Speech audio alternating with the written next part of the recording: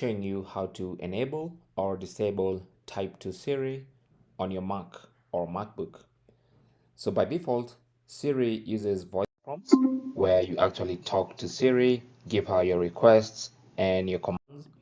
But if you prefer to type to Siri using text, then go to the Apple logo in the top left corner and click on System Settings.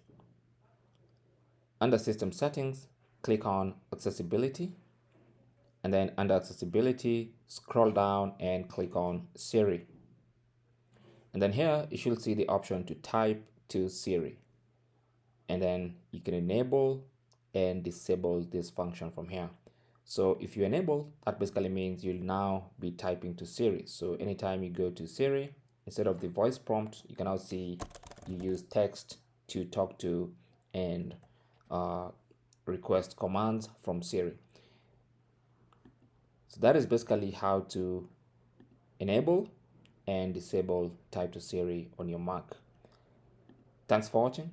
Comments and questions down below, and good luck.